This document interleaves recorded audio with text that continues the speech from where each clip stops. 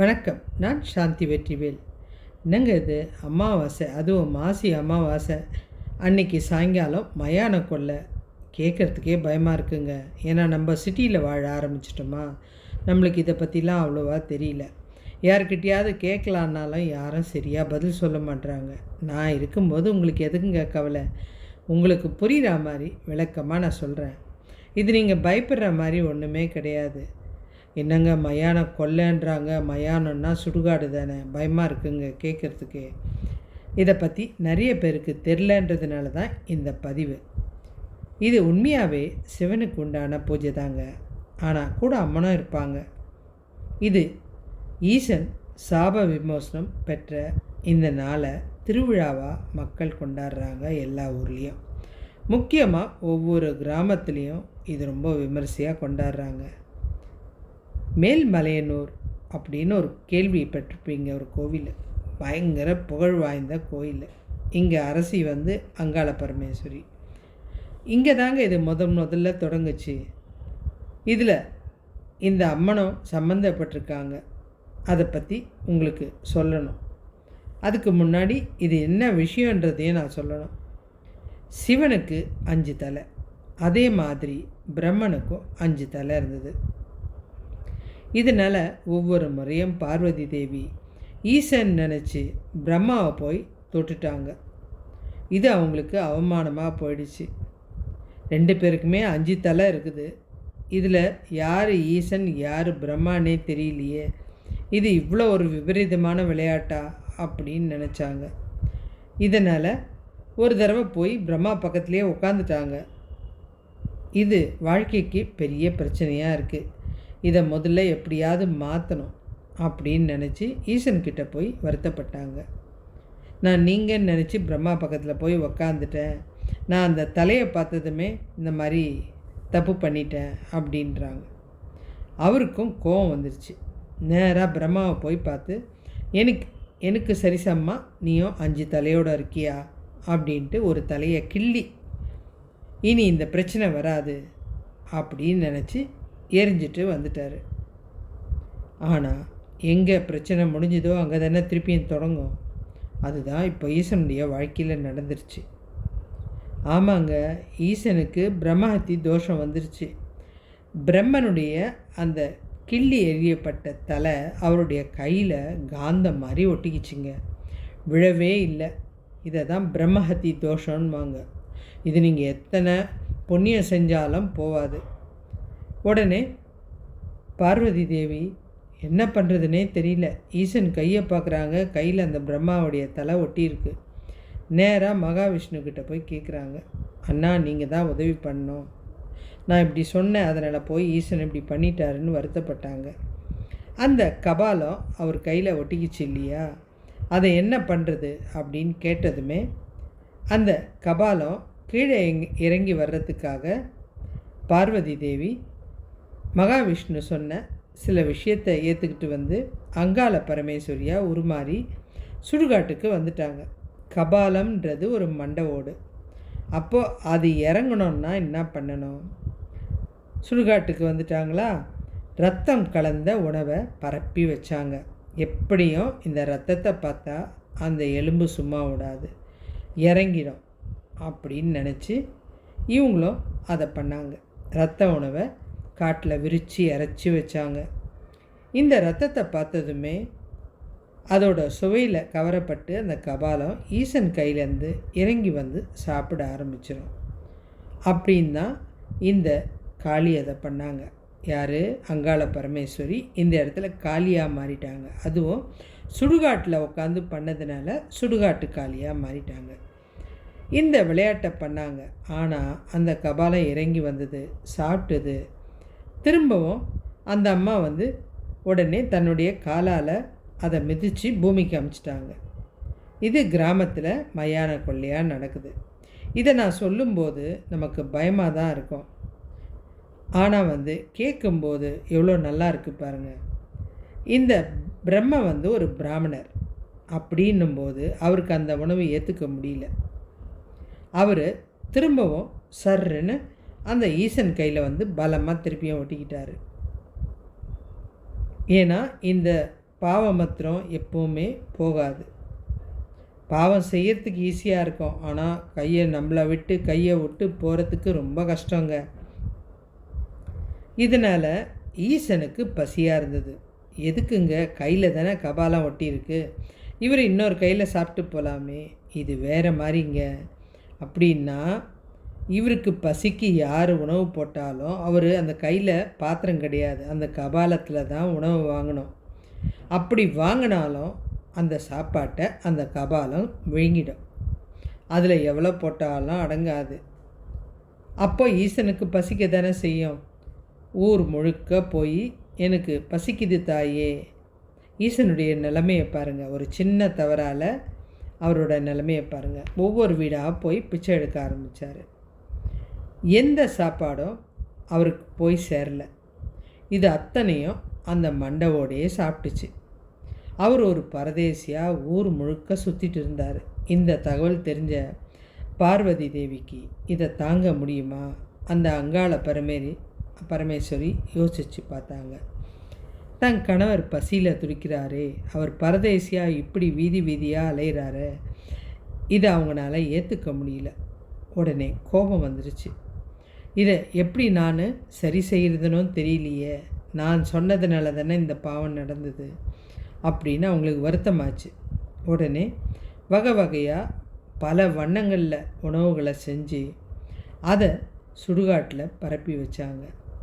எப்படியும் இந்த வண்ணமான உணவுகளை பார்த்தா அதில் பாகுபாடே கிடையாது. கறியும் இருக்கும், கோழியும் இருக்கும், முட்டையும் இருக்கும், ஸ்வீட்டும் இருக்கும், பாயாசமும் இருக்கும், சாதமும் இருக்கும், எது வேணாலும் போடலாம். இப்படி எல்லா சாப்பாடும் மொத்தத்தில் எது வேணாலும் எடுத்துக்கோ, நீ இறங்கிடு அப்படின்ற ஒரு வெறி அவங்களுக்கு.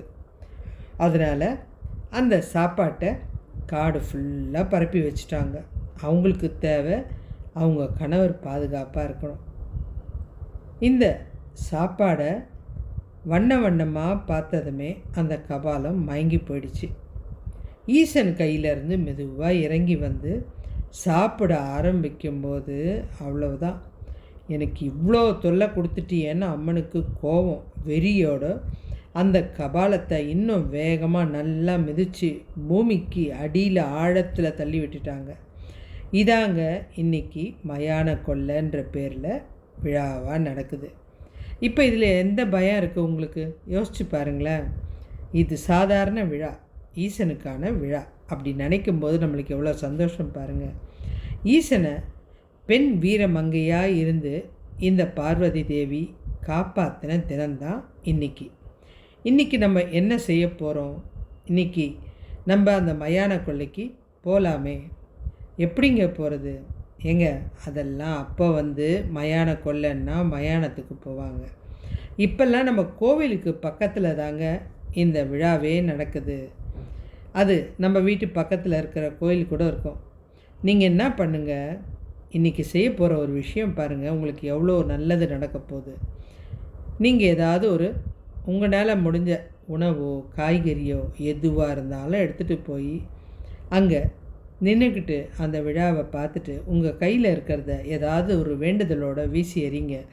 இல்லை ஏற்கனவே நீங்கள் வேண்டுதல் வச்சு அது நிறைவேறி இருந்தாலும் அதுக்கு பிராயச்சித்தமாக இன்றைக்கி நீங்கள் அங்கே உணவை எறிய போகிறீங்க.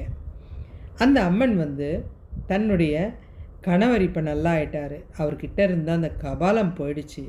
அப்போ அந்த சந்தோஷத்தில் நமக்கு இவ்வளோ பேர் கூட துணையாக நிற்கிறாங்களே, இவங்க எல்லாருமே நல்லா இருக்கணும், அந்த நல்ல எண்ணம் உங்கள் மனசில் இருக்குது.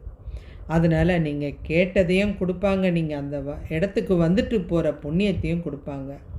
இது அம்மனுடைய கணவனை காப்பாற்றினத்துக்காக நம்ம அவங்கக்கிட்ட இருந்து வாங்குகிற ஒரு சின்ன உதவி தான். அந்த ஆசீர்வாதம் நமக்கு கிடைக்கணும். அம்மனும் சந்தோஷமாக இருக்காங்களா? நீங்கள் எது கேட்டாலும் இல்லைன்னே சொல்ல மாட்டாங்க. ஏன்னா அவங்களுக்கு பெரிய தோஷத்தை நம்மளால் சொன்ன ஒரு தோஷம் சரியாயிடுச்சு. இது எவ்வளோ நல்ல விஷயம் பாருங்கள். இது செய்யும்போது நமக்கும் நிறைய நல்லது நடக்குங்க. எப்படி நடக்கும்னா, இப்போ எப்படி இவங்க போட்ட அந்த சாப்பாடுனால அந்த ஈசன்கிட்ட இருந்து அந்த கபாலம் இறங்கி எப்படி மயங்கி போச்சோ, இது ஒரு சூட்சமான விஷயம். நம்ம கிட்ட இருக்கிற ஒரு கெட்ட சக்தியோ தீய எண்ணமோ நமக்கு யாராவது செய்வினை செஞ்சு வச்சுருந்தாலோ, நம்ம குடும்பம் வளரக்கூடாதுன்னு நினச்சிருந்தாலோ, எதுவாக இருந்தாலும் உங்களுக்கு தெரியாமல் இறங்கி அப்படியே அந்த மயானத்துக்குள்ளே போயிடும். அதாவது மயான கொள்ளை நடக்கிற இடத்துக்கு, மயானம் திருப்பியும் தப்பாக புரிஞ்சுக்காதீங்க, அம்மன் கிட்ட போயிடும். அவள் பார்த்துப்பா. அவள் கண்டிப்பாக தன்னுடைய குழந்தைங்க யாரையுமே கஷ்டப்படுத்த மாட்டாள். எந்த தாய்க்குமோ குழந்தைங்கள கஷ்டப்படுத்துறது பிடிக்காது. இப்போ அந்த அம்மா நம்ம கிட்ட இருக்கிற எல்லா விஷயத்தையும் எடுத்துட்டாங்களா? இதில் இன்னும் ஒரு விஷயமும் இருக்குது. இந்த இடத்துல நீங்கள் என்னென்ன வேண்டுதல் கேட்கலாம்? குழந்தை இல்லைன்னா குழந்தை கேட்கலாம், பொண்ணுக்கு கல்யாணம் ஆகலைன்னா கேட்கலாம், குழந்தை நடக்கணும், படிக்கணும், எது வேணாலும் கேட்கலாங்க. இதுதான் கேட்கணுன்னு ஒரு அளவு கிடையாது. எது வேணாலும், நான் வீடு வாங்கணும், எது வேணாலும் கேட்கலாம், என்ன வேணாலும் போடலாம். அது இறைச்சியா அல்லது காய்கறியா அல்லது இனிப்பா எல்லாமே கலந்துருக்கணும். ஏன்னா எல்லாத்துக்கும் மயங்கி கெட்ட சக்தி அத்தனையும் கீழே இறங்கிடும். அது ஒரு ஐதீகம் மாதிரி. இது கண்டிப்பாக தப்பே கிடையாது. இதை நம்ம வேண்டிக்கிட்டு இதை செய்யணும். அப்படியே இந்த வருஷம் வேண்டிக்கங்க, நடந்துச்சுன்னா அடுத்த வருஷம் அதையே அவங்களுக்கு காணிக்கையாக செலுத்துருங்க. இது நிறைய ஒரு சந்தோஷத்தை கொடுக்குற விஷயங்க. ஈசன் ஒரு வீரமங்கையாக இருந்து காப்பாற்றின தினம். முக்கியமாக ஈசன்றது நம்முடைய தந்தைக்கு சமமானவர்.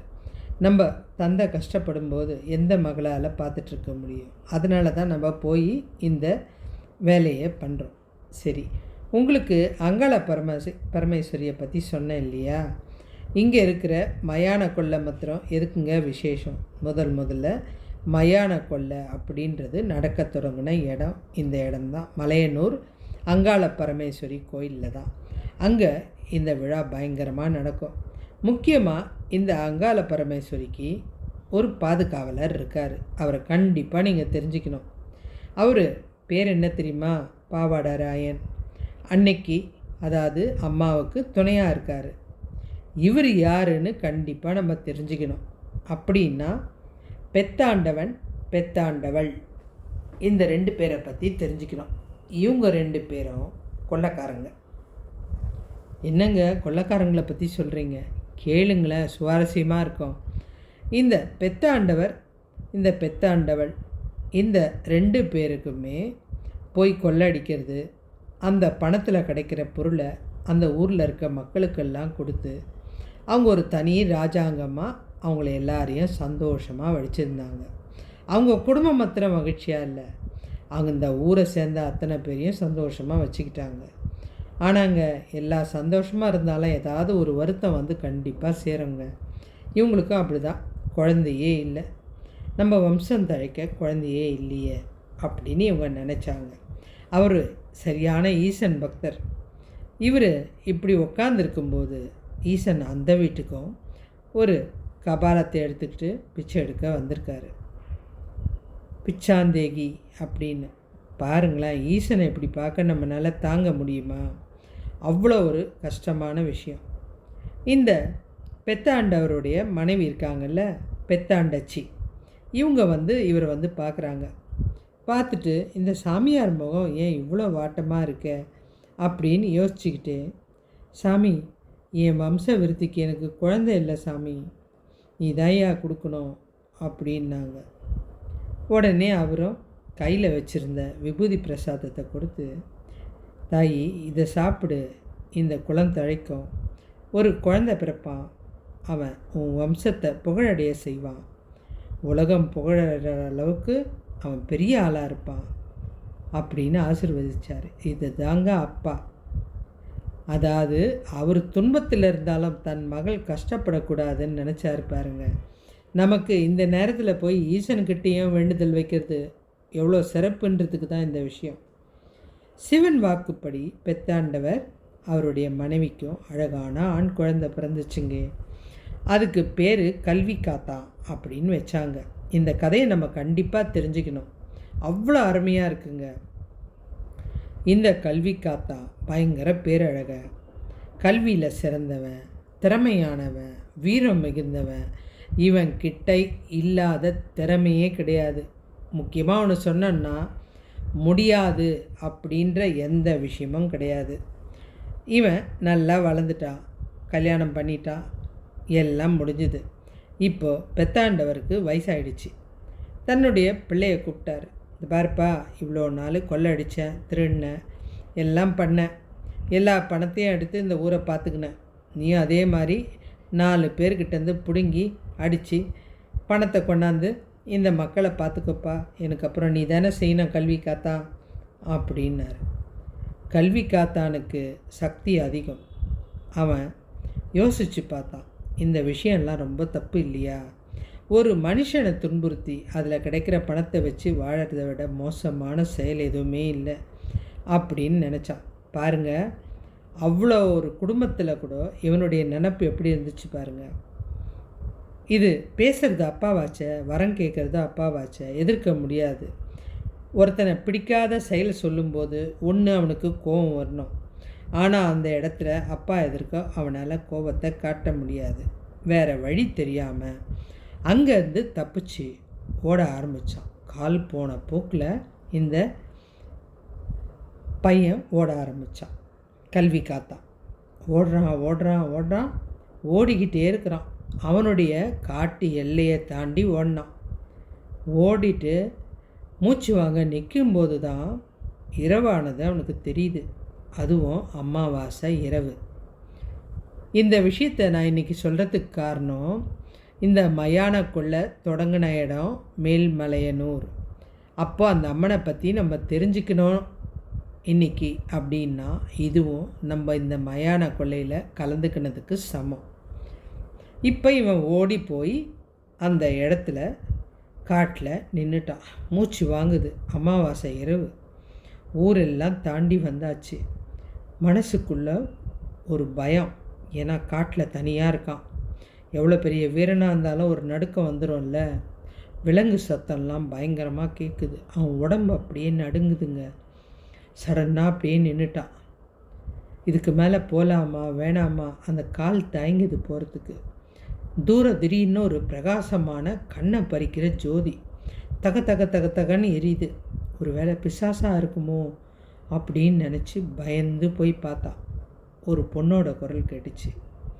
அதுவும் ஒரு தாயோட குரல். மகனே, பயப்படாதப்பா, நான் தான் ஆதிசக்தியான அங்காள பரமேஸ்வரி வந்திருக்கையா, துணையாக இருக்க வந்திருக்கையா. இவ்வளோ காலம் நான் உனக்காக தானே யாருமே இல்லாமல் இங்கே தனியாக காத்துட்ருந்தேன். இன்றைக்கி இரவு முடியறதுக்குள்ளே எனக்கு நீ ஒரு வேலை செய்யணும் ஐயா. என்னால் இங்கே தனியாக இருக்க முடியல. எனக்காக நீ ஒரு கோயில் எழுப்பணும் ஐயா. அதுவும் இன்றைக்கி நைட்டே முடிக்கணும். காலையில் கும்பாபிஷேகம் நடக்கணும். சுத்தமான வீரனால தான் ஐயா இது நடக்கும். அதனால தான் உன்னை தேர்வு செஞ்சேன் அப்படின்னு அந்த அம்மா சொன்னாங்க. அந்த பேச்சு அவனுக்கு அப்படியே ஒரு மயக்கத்தை கொடுத்துருச்சுங்க. இந்த கல்வி காத்தா கண்டிப்பாக செய்கிறம்மா அப்படின்னு உறுதி கொடுத்துட்டான். உறுதி கொடுத்ததோடு நிற்காம கிடுகிடுன்னு அவனால் முடிஞ்ச வரைக்கும் அன்னைக்கு நைட்டே மலையனூர் கோயிலை கட்டி அங்காள பரமேஸ்வரியை கோயிலில் உட்கார வச்சு தன்னுடைய அம்மனை அங்கே உட்கார வச்சிட்டோம். நாளை காலையில் கும்பாபிஷேகம் அப்படின்னு நினைக்கும்போது இந்த அம்மன் அப்போவும் அவனை சோதிக்க ஆரம்பிச்சிட்டாங்க.